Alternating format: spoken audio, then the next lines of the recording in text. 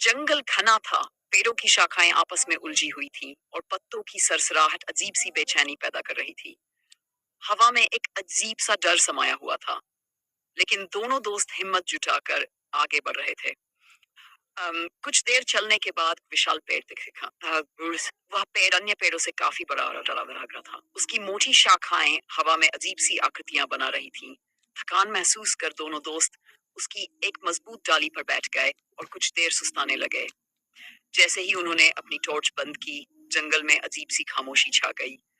अचानक अर्जुन ने महसूस किया कि उनके पीछे कोई है। उसने धीरे धीरे मुड़कर देखा तो उसकी आंखें डर के मारे फटी की फटी रह गईं। पीछे एक काला, लंबा और डरावना साया खड़ा था।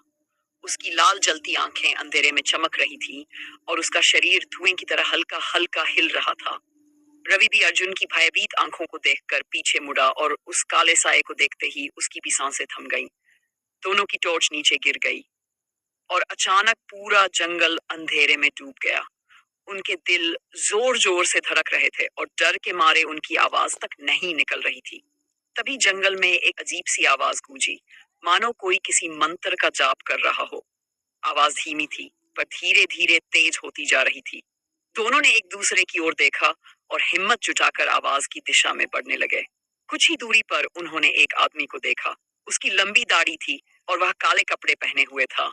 उसके चारों ओर हड्डियों और खोपड़ियों का ढेर लगा हुआ था। वह आग के सामने बैठा था और मंत्र बुदबुदा रहा था। ये कौन हो सकता है? रवि ने कांपती आवाज में कहा। लगता है कोई अहोरी है, अर्जुन ने धीरे से जवाब दिया। अहोरी ने धीरे धीरे अपनी आंखें खोली और उनकी ओर देखा। उसकी आंखें चमक रही थीं और उसके चेहरे पर एक अजीब सी मुस्कान थी। उसने अपने हाथ उठाए और गहरे स्वर में कहा, तुम यहाँ क्या कर रहे हो? दोनों दोस्त डर से कांप उठे। रवि ने हिम्मत करके कहा, हम बस रास्ता भटक गए हैं, हमें जाने दो।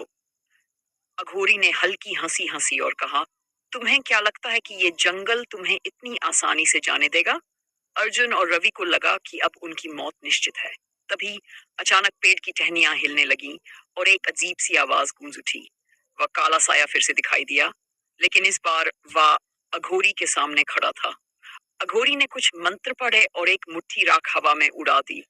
जैसे ही राख हवा में फैली, वह काला साया जोर से चिल्लाया और धुएं में बदलकर गायब हो गया। रवि और अर्जुन ने राहत की सांस ली।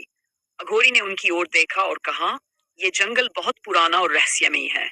यहाँ आत्माएं भटकती हैं। अब जाओ और फिर कभी इस जंगल में मत आना। दोनों दोस्त सिर हिलाते हुए तेजी से जंगल से बाहर की ओर भागे। कुछ ही देर में वे जंगल से बाहर निकल गए, लेकिन उनका दिल अभी तेजी से धड़क रहा था।